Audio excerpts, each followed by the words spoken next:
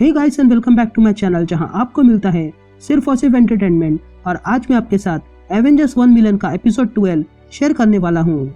तो पिछले एपिसोड में आपने देखा कि एवेंजर्स ने बाकी देशों की टीम के सामने एक प्रस्ताव रखा है कि वो मिलकर काम करेंगे, लेकिन अर्सा मेजर मदद करने से मना करता है। तो वही बाकी टीम्स मान जाते हैं। यहाँ जनरल रॉस के हाथ से एवेंजर्स जाने के बाद वो फिल कोल्सन को कांटेक्ट करता है, जिसके पास एक प्लान है। तो गाइस, वीडियो शुरू करने से पहले एक छोटी सी रिक्वेस्ट, वीडियो को लाइक, शेयर और सब्सक्राइब करने की।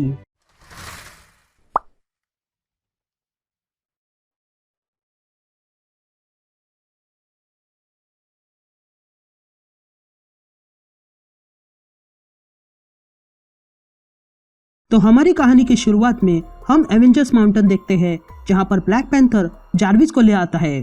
तभी जार्विस ब्लैक पैंथर से कहता है कि क्या ये सही आइडिया है? मेरा मतलब है कि किसी के शरीर के अंदर हेडक्वार्टर बनाना। जिस पर ब्लैक पैंथर कहता है कि घोस्ट राइडर के हिसाब से सेलेस्टियल का आइडिया था, इसलिए उसे बाहर लाया गया था। तभी ब्लैक पैंथर कहता है कि मैं चाहता हूँ कि तुम हमारी मदद करो और हमें सलाह दो।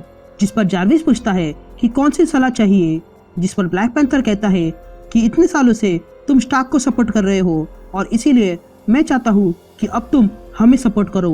फिर सीन शिफ्ट होती है और हम ब्लैक पैंथर को देखते हैं, जो गोरिल्ला मैन के पास आता है और कहता है कि मैं जानता हूँ कि तुम एजेंट ऑफ शील्ड रह चुके हो और इसीलिए मैं तुम्हें एक जॉब देना चाहता हूँ।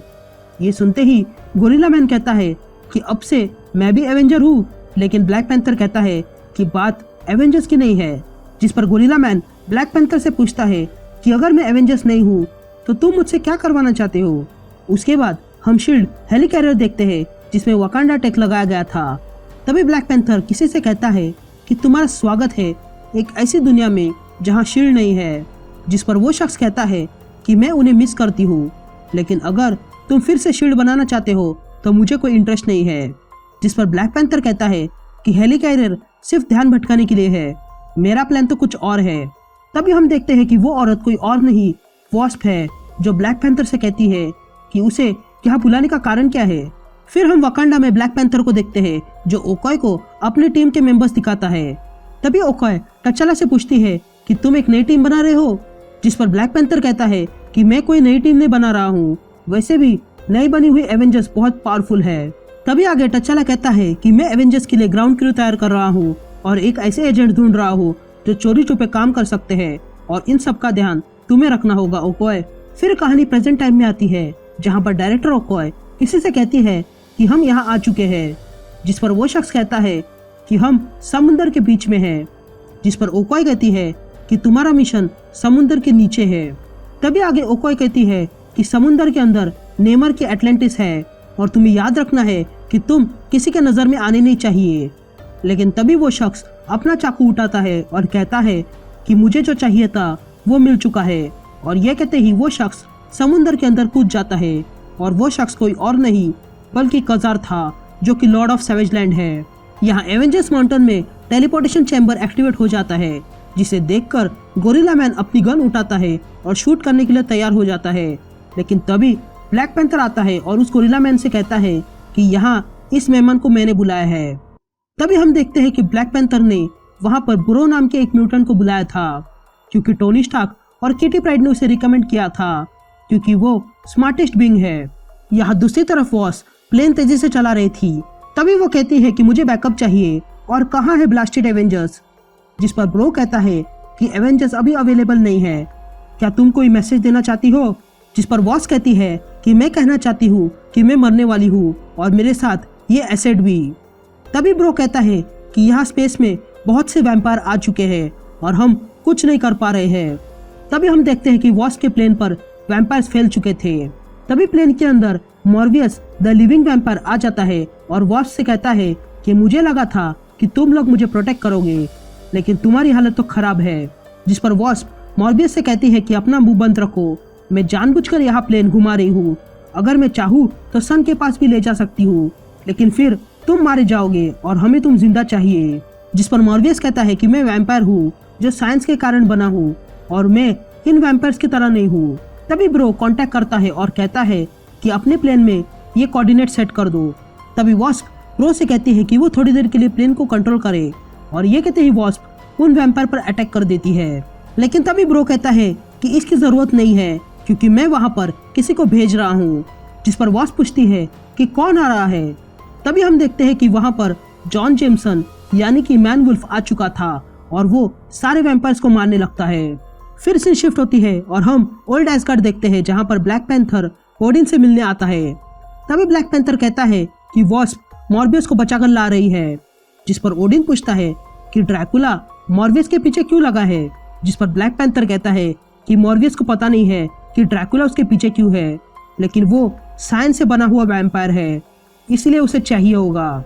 तभी ओडिन कहता है कि वो साइंस से बने या किसी और से, लेकिन फिर भी वो वैम्पायर है और उस पर भरोसा नहीं किया जा सकता है। जब मैं जवान था तब मैंने इन सब को खत्म कर देना चाहिए था। तभी आगे ओडिन कहता है कि वो मदर ऑफ वैम्पायर बहुत पुरानी है और मेरा उससे सामना हुआ था। जिस पर ब्लैक पैंथर कहता है कि मैंने ये कहानी नहीं सुनी है। तभी ओडिन ब्लैक पैंथर से पूछता है कि तुमने कहा था कि तुम रेनबो ब्रिज बनाओगे, तो उसका क्या हुआ। तभी हम हाइमडाल को देखते हैं जो कुछ तैयारी कर रहा था और हमें बैकग्राउंड में ब्लैक पैंथर की आवाज सुनाई देती है जो कहता है कि मैनवुल्फ हाइमडाल के साथ मिलकर बाइफ्रॉस्ट के सारे टुकड़े जमा कर रहा है ताकि एक बार पूरा होने पर वो फिर से बना सके। तभी ब्लैक पैंथर कहता है कि मैं एक एलियन को जानता हूँ जो कंप्यूटर जीनियस है। तभी ओडिन कहता है कि यहाँ से दिखाई देने वाला नजारा पहले जैसा नहीं है, लेकिन फिर भी मैंने अपने रेवंस को ट्रांसिल्वेनिया भेज दिया है।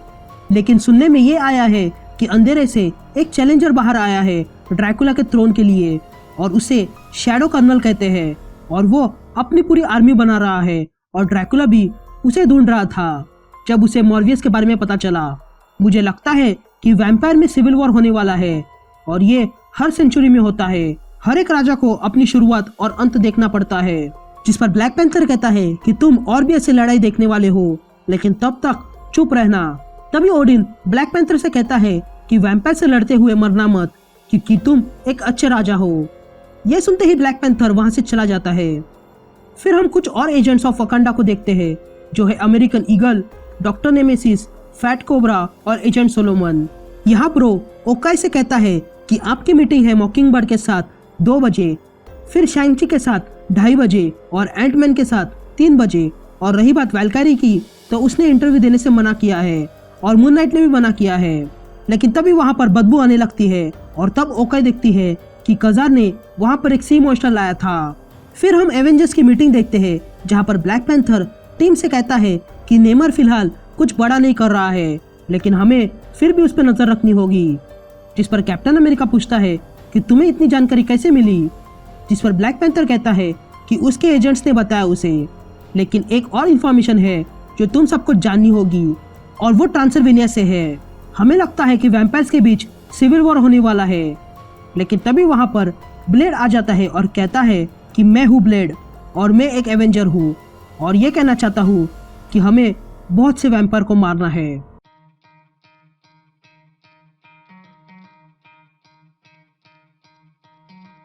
Try to play, but you're never gonna beat me. Look the other way, what I'm doing ain't easy. Bloody hands stained from the people who deceive me. Muddy hands break through the chains.